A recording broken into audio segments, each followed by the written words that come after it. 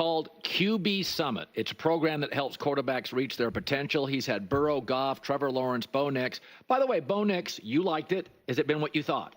Yeah, I think so. I think it's the perfect pairing between him and Sean. And there's so much of Bo's, not just game, but personality. He's intense. That's similar to Drew Brees, right? Very mature. He's married. He's dealt with adversity. His arm's better than I thought.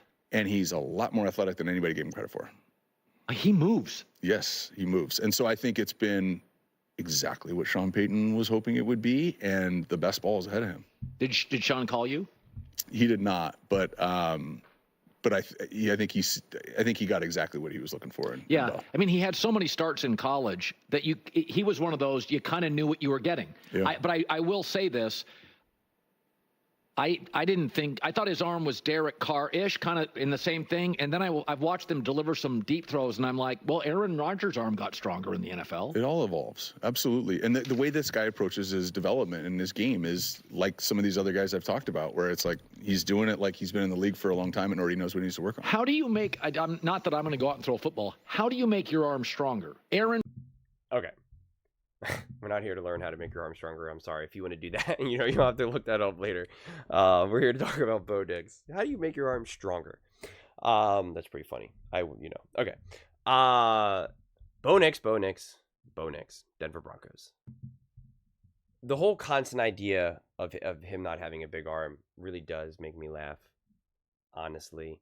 And I've already talked about that in the past, how I always thought that was kind of absurd. And I just remember everybody just kept talking about how, he leads, in college, he led, whatever, with like the most passes behind the line of scrimmage, whatever people were kind of throwing at it. And, it was always like, whatever, But when you look at this now, I don't live and die by the idea of big time throws. I do think it means something and can be interesting, an interesting stat. But it doesn't automatically mean that you're like a great player, as you'll see that there's some names up there where you're like, I don't know. Sometimes it's actually just kind of like bad coaching, because you're asking your quarterback to just keep making these big time throws, and it's just like, it all depends, right? It's not this just pure stat where you can just look at it. But then you do have some quarterbacks where it looks like they actually just fundamentally can't make some of those throws, or they struggle to make some of those throws. And you can see Bo Nix, at 18, tied. That's what this number is, 18. Tied with Patrick Mahomes, Russell Wilson, where Russell Wilson's all about the moon ball. And again, as a rookie, that's really impressive. I think it kind of just shows you to just not be obsessed with this idea of what you do in college is what you're going to do in the pros, or what you're asked to do. And again, a big time throw, you can see someone like Josh Allen has double. Josh Allen's leading everyone with 37, and that is special. That is truly a special skill set from Josh Allen. But I just think Bo Nix has the lack of belief in Bo was really my first rookie quarterback doing this channel, where I could really see the resistance. I saw the resistance to Caleb, but it made sense to me because he was going to be the number 1 overall pick. So I got it, because people always want to hate on the number 1 overall pick. It's always going to be divisive. People always want to be able to be like, I knew he was going to be a bust before he was, they always want to jump on that. I did not see the same pushback for JJ McCarthy, for Jaden Daniels. There's always some pushback, but it was loud, roaring about Bo Nix, both the fans and the media, for that matter. I mean, first things first, you had Nick Wright, you had Mangini. I mean, like, they were making fun of the Broncos and Brew. There was just a 100% lack of belief in what Bo Nix has been able to do.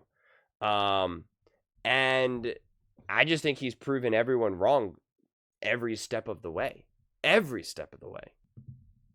I think he's proven to be such a gamer that I really continue to be impressed. And I still think that he has so much more room to grow.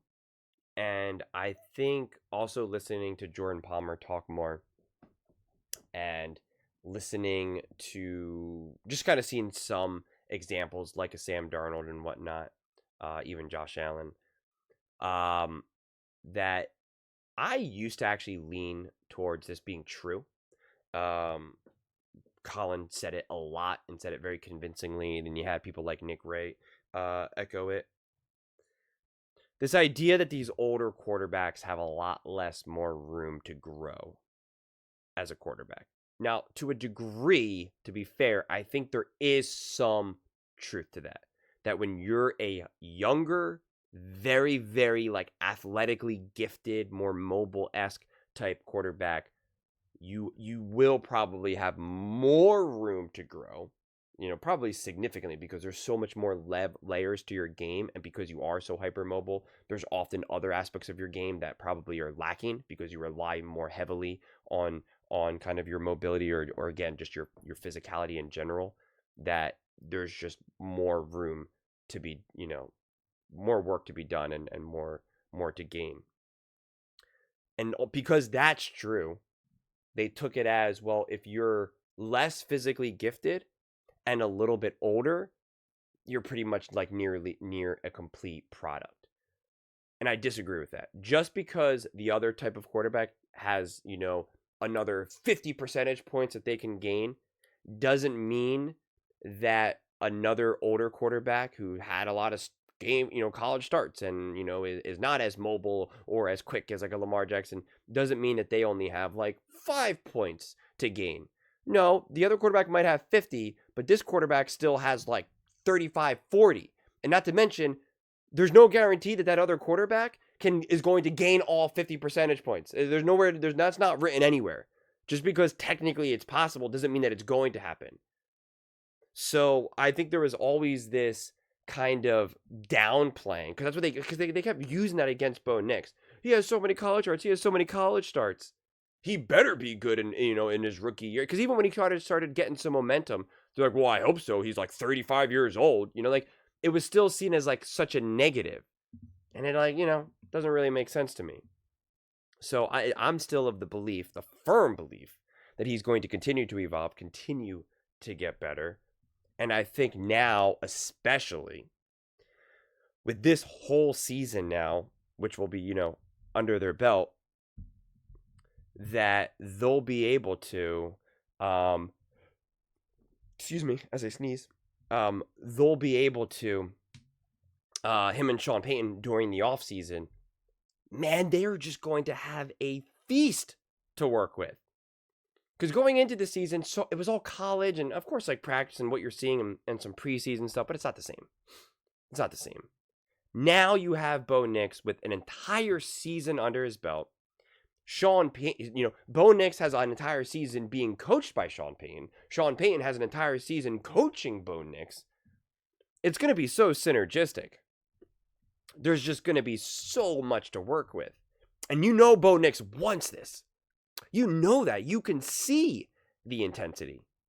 You can see how much he cares. You can see his personality scream through the TV. So when we talk about some of these quarterbacks who go through sophomore slumps for whatever various reasons, man, I think Bo Nix next season has the potential to just shoot out of a cannon.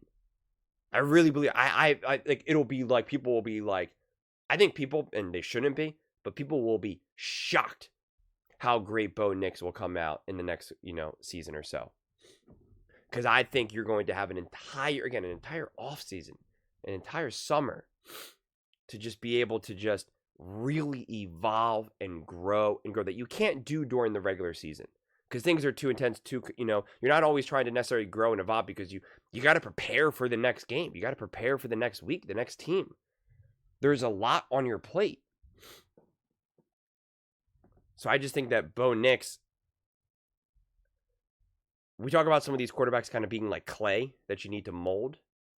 The way how I almost kind of see it this year with Bo Nix is he was given the clay now. This season was him getting the clay. And now this offseason into this next season is when it's all going to kind of come into fruition. I just think that we will see a major step forward with Bo.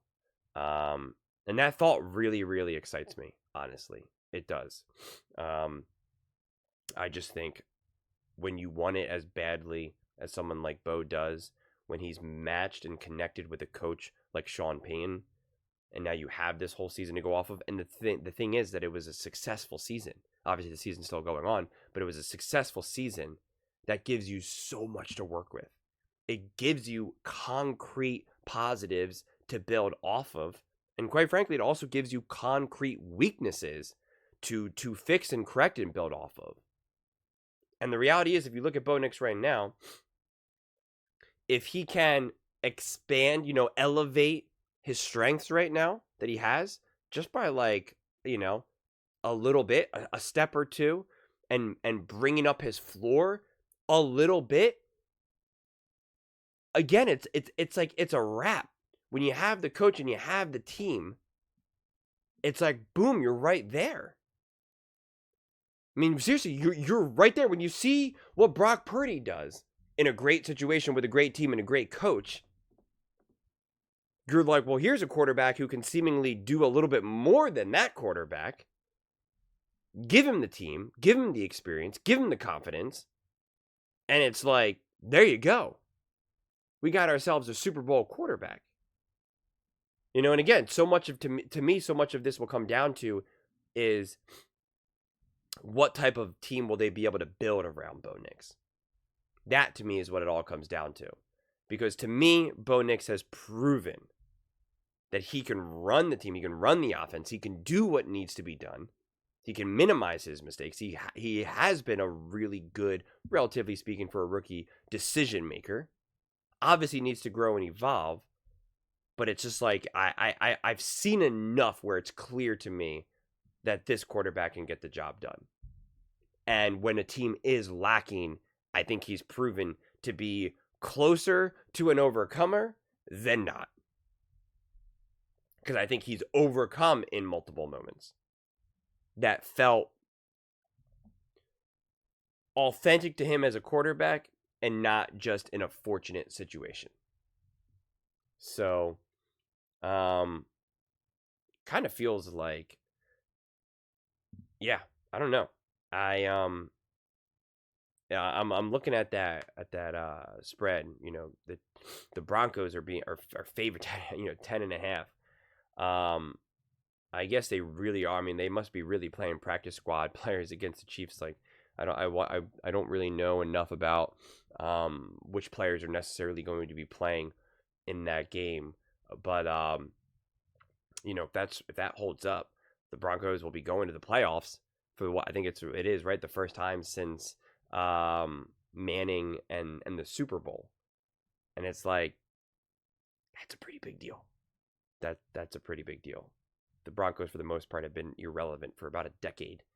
And first year with a rookie, whether they pull it off and make the playoffs or not, the fact that they're actually legitimately relevant now and that the future actually genuinely feels bright. It's not the feeling of, what are we going to do next season? Is Bo Nix really the guy that we want to move forward with? That was a really rocky first season. Like, that's not the case. So it's an awesome place to be in. But those are just my thoughts. I'd absolutely love to hear yours. What do you guys all think about the Denver Broncos and Bo Nix? What do you think makes Nix and Payton such a good pair? Let me know in the comments below. I read every single comment. So whether you agree with me or disagree with me, either way, let's get in some discussions. Let's get in some fights. But ultimately, let's just have some fun. And please do consider subscribing. We're building an amazing community here, and I'd absolutely love to see you part of it. I want to build something that we all genuinely feel connected to. Something that we're really excited to be part of. I think we're on our way to doing it. And please don't forget to give this video a thumbs up, as it really does help with visibility and the algorithm. Thank you so much. See you next time.